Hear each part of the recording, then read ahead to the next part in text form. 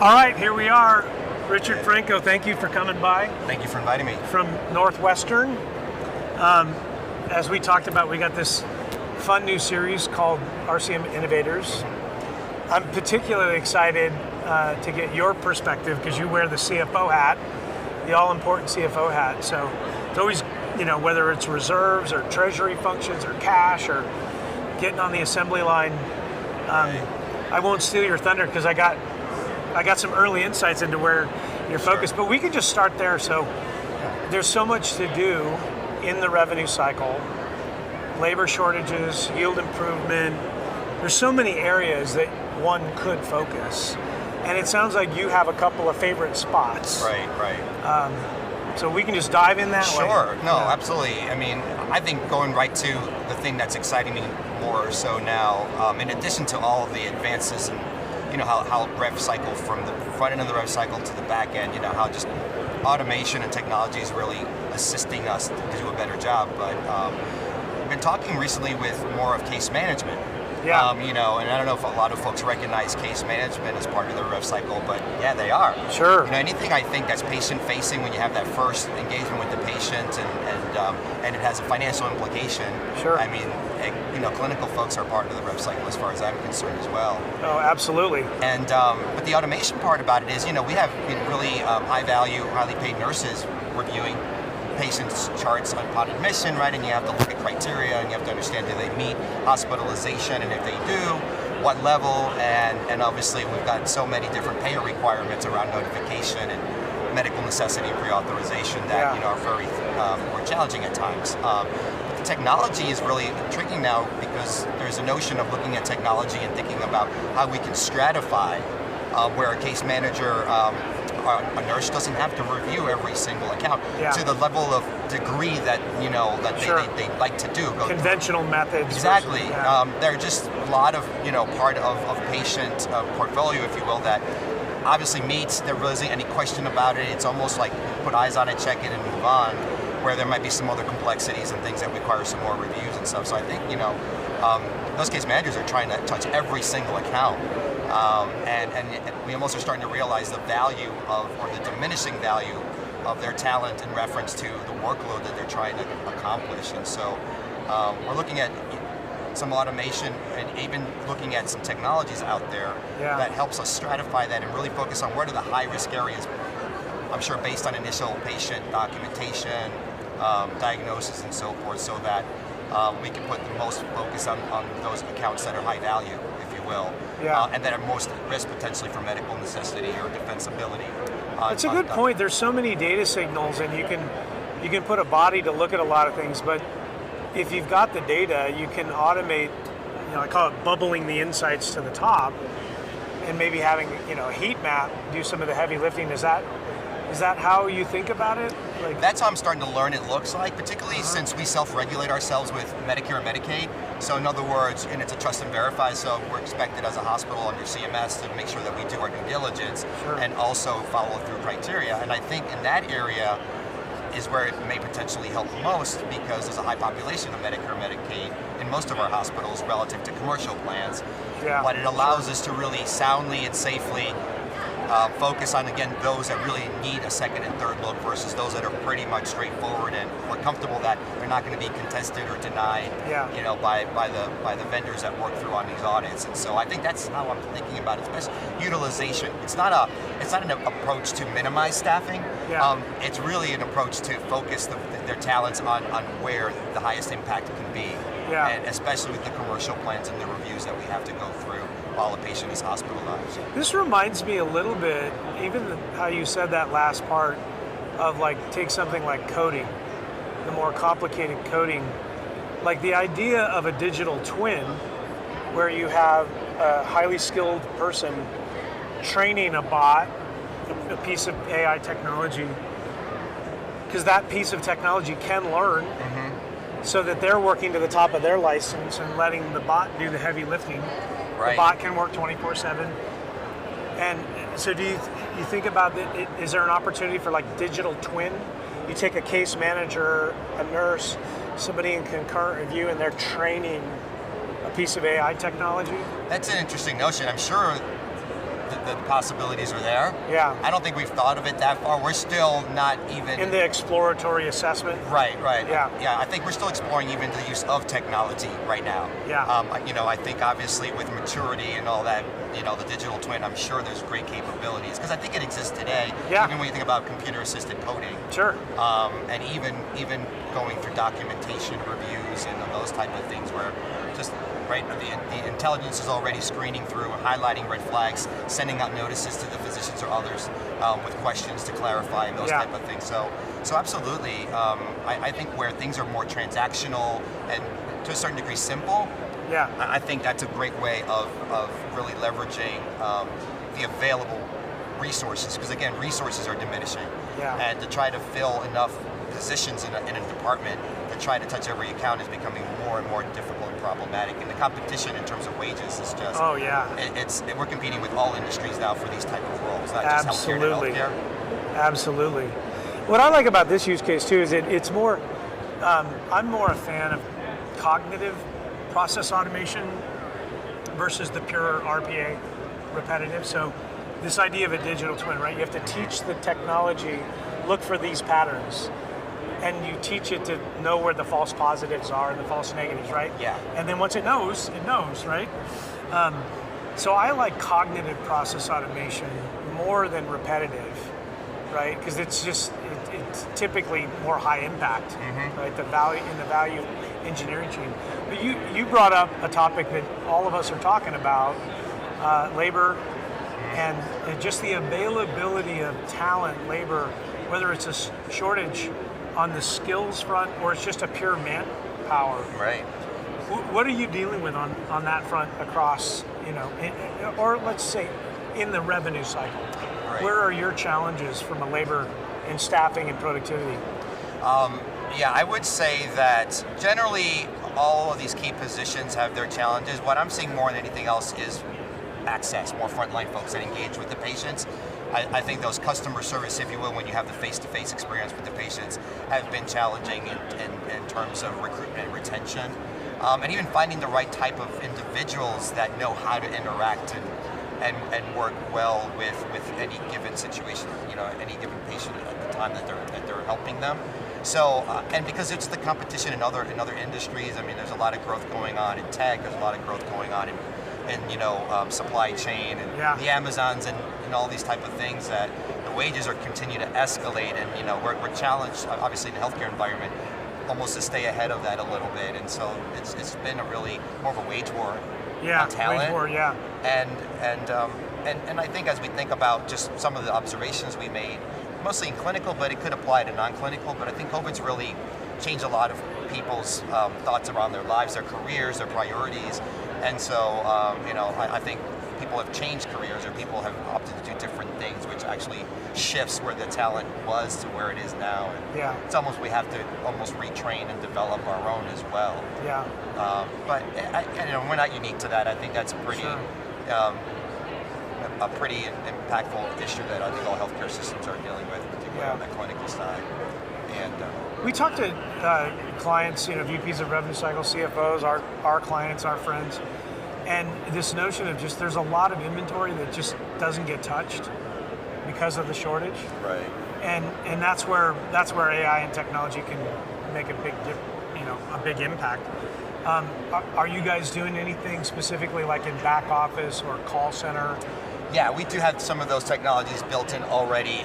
Definitely in the call center, that's been something that we've been developing over the last year in terms of trying to use bots to really direct the patient appropriately. And an interesting, shocking learning that I had, like the call center is primarily to call in for scheduling appointments and things of that nature. There was a predominant number of calls coming in for prescription checks and refills. So, and it was interesting to see why that was happening. Yeah, what's the correlation? And rather than calling their physician directly, and I think maybe it was easier to call this number to try to request a prescription, maybe rather than navigating their MyChart or some other technology. But I think with the use of automation and technologies is trying to redirect them to the right place.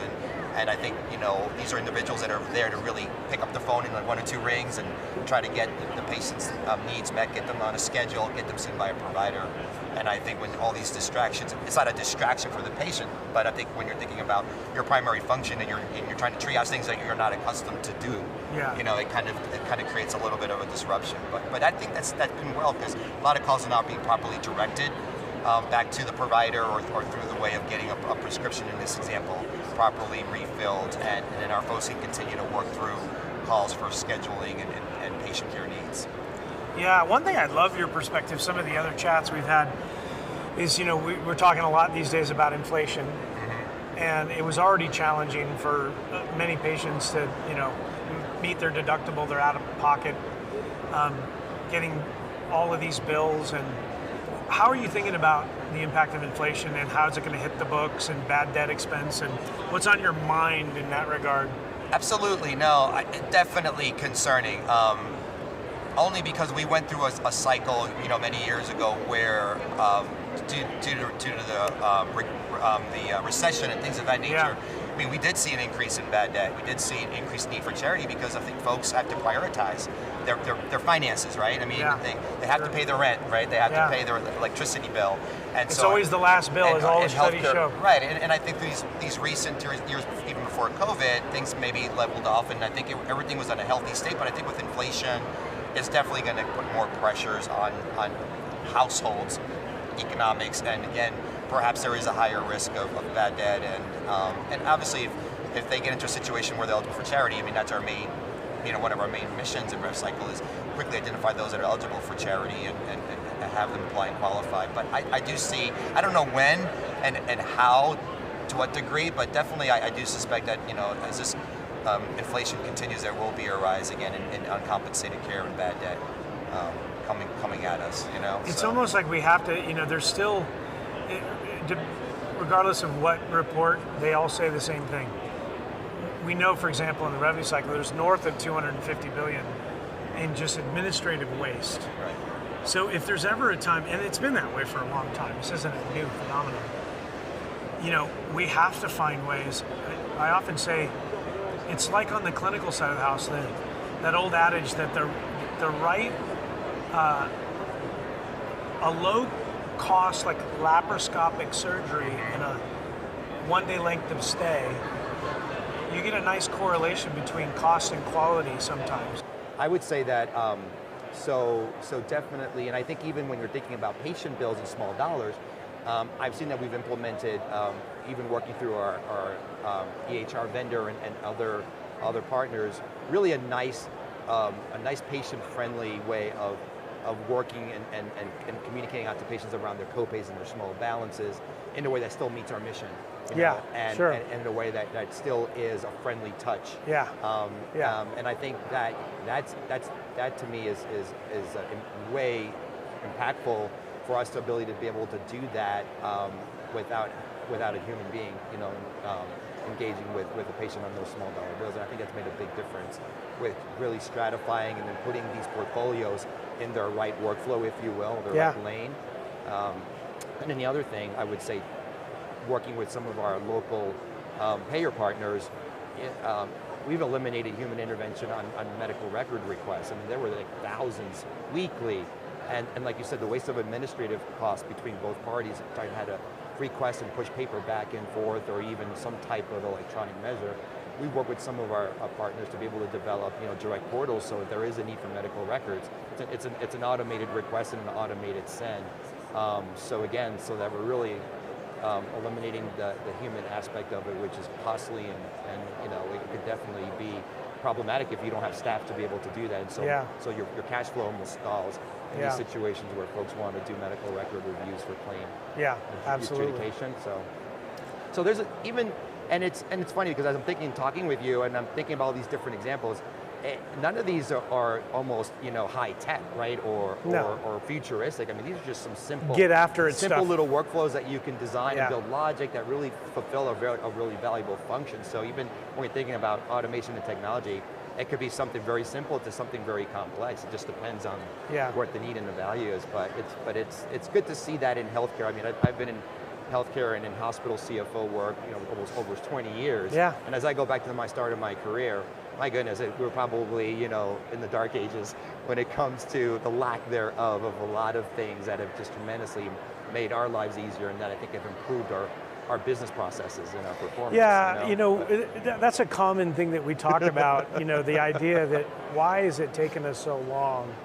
Yeah. But let's just have our happy hat on and say, okay, there's a tipping point here. People know that innovation and AI and machine learning, and I call it buzzword soup. Who cares? It's not going anywhere. Right. It's how you prioritize. So one thing I love your perspective on is we ask everybody the question like, where do you want to be in 5 years? Where do you think you'll be, right? So if you take some of these concepts we've talked about, right, and just push it out 5 years, because it seems to me that we have to, if we're going to get out of rhetoric, we can't keep saying we're a decade behind. Right. The technology's there. It starts at the top. There has to be a commitment. There has to be an investment mindset around AI, machine learning, and innovation. It can't just be a t-shirt. Right. So, and I see people finally doing that this is now a burning platform. It's not a nice to have, right? So if we're going to go with that, what's practical in your mind? What's going to get done? Think of Northwestern 5 years out. Wow, it's a great question.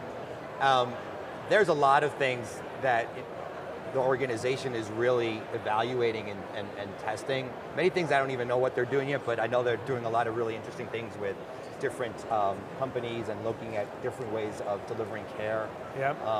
And so I definitely see us continue to advance in areas where automation really provides a value add. Not just to the organization, but to the patient. Yeah, sure. And it really enhances the relationship, right? Yeah. It's hard to be specific because there's so many different opportunities. Yeah, that's the challenge. It's hard. It really is. Yeah. It really is. I think in 5 years, really speaking more of my comfort zone in finance and rev cycle, sure. I think there's a lot of opportunity to really develop more of the front end. So that whole front end exchange when the patient is first coming in. Front door of the revenue cycle. The front end of the revenue cycle, and really having good, solid, trusting, automated automation processes that both the patient and on behalf of the patient, the payers and our relationship with our commercial contracts and all that, and us really develop an automated process that we can both trust in and really go through a lot of this really complex and inefficient process of pre-authorization and looking at medical necessity. And I think the documentation's there. Let's maybe look at it to really go through and run through some logic that says good, low risk, and everybody can eliminate, I think, a lot of that administrative burden up front. So I'm hoping that there'll be more and more, and it does involve trust in the partnership with your third-party contracts. Yeah, sure. But I think we have to go there. Yeah. I think that would really change the game to the benefit of everybody. Yeah. Not create an advantage on one party or another, but to really trust and realize that. We've got to create mutual win-win for the patient. Yeah. There's enough opportunity to, everybody still benefits in their own value equation if you put laser beam focus on the patient. I completely agree with that. Yeah. So I think that also somewhat goes in, I think, a lot of things that we're trying to advance in terms of, again, making it easy for the patient to access our healthcare system.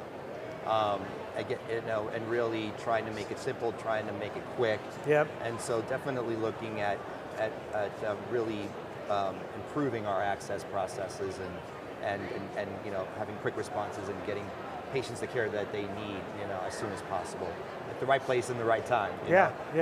So. Well, hey, I want to thank you so much. It's been a pleasure. It's been a pleasure. Yeah. Really, we got to have you back. And that's great. We'll stay in touch on all these great ideas. We're going to try and also make sure that we cross-pollinate all the ideas coming through this program. So absolutely. Thanks again for joining the. My pleasure. It was great being here. Thank you for inviting me. Yeah, pleasure. All right. All right. Have a great rest of your show. All right. Thank you.